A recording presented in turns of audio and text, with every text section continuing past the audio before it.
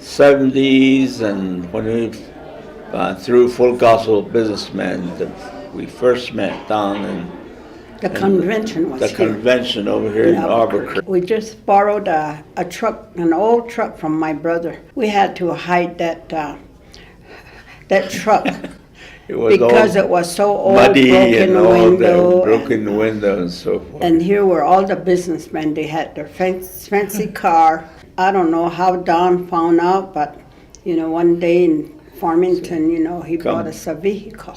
And it was through Shalom that, he told us that there was a need in Liebrook. So anyway, we got some churches there at Liebrook, and there was one church that we came to the first time.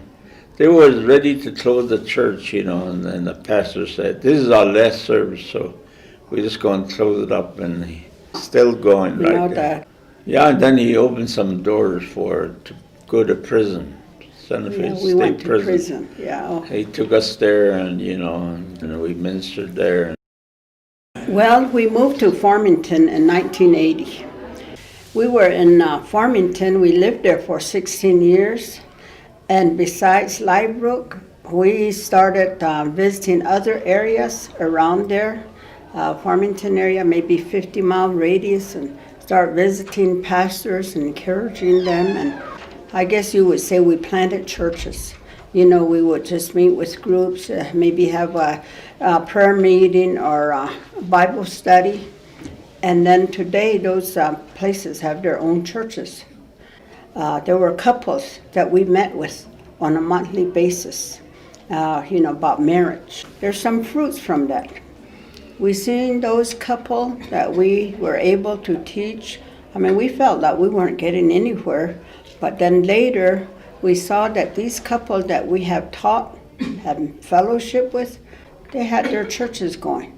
And they became pastors, leaders of churches, and the amazing thing was that they were working as couple, just like we are.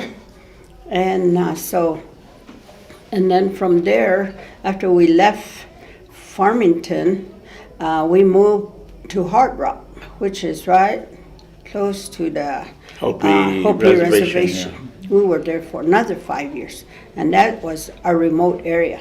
Take and lead over a mission station there. It had been there since 1939.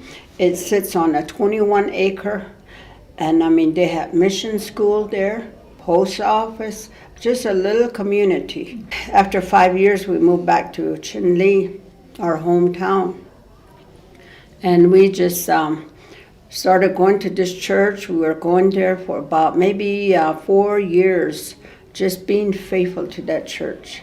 And when you have a gift that God has given you, you can't just sit on that pew.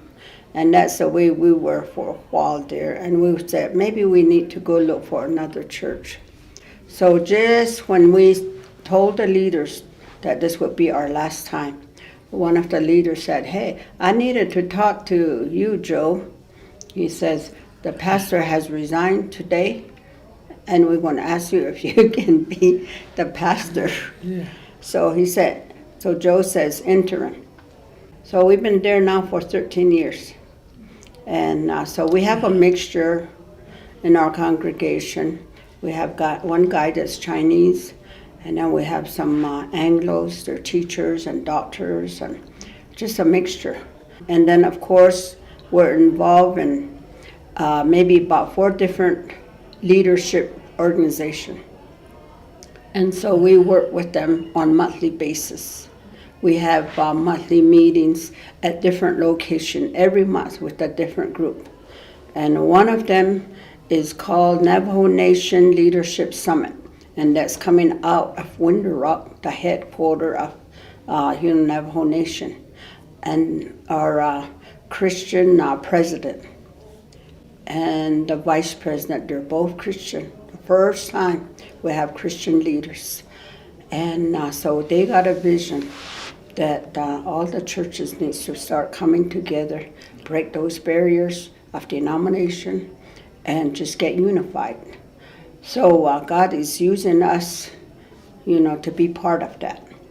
So next weekend we'll be at another area They always use us to teach about marriage, what our people really need.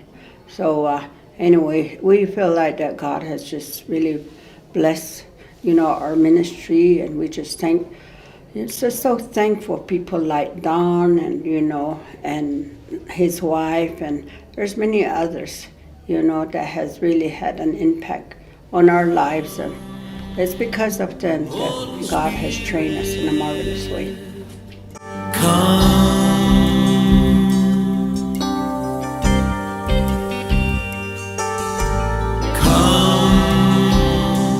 Holy Spirit.